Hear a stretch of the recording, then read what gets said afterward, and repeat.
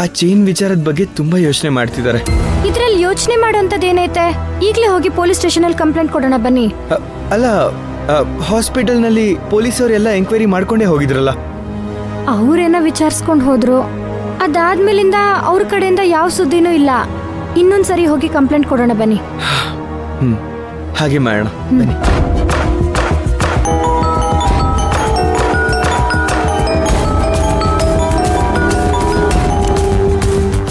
Hello, ಯಾರು?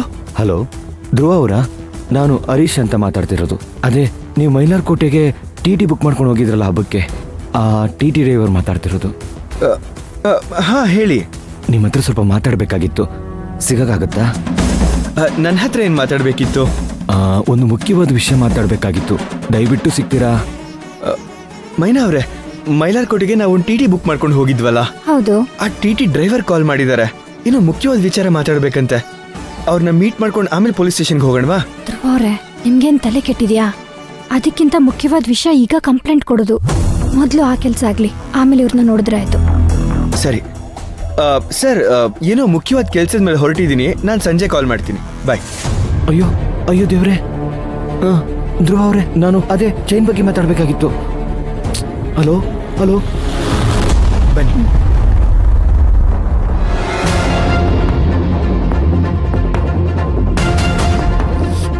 ಛೇ, phone ಇಟ್ಬಿಟ್ರು ಕಣ. ಈಗೇನು ಮಾಡೋದು?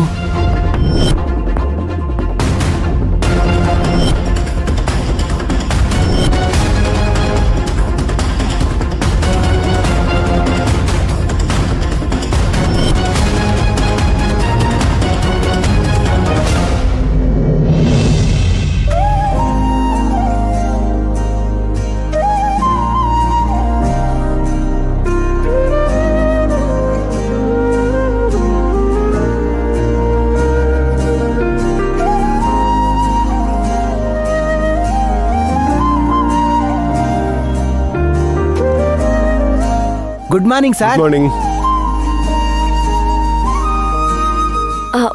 Hi Pushpak, good morning. Good morning ನರ್ತನ.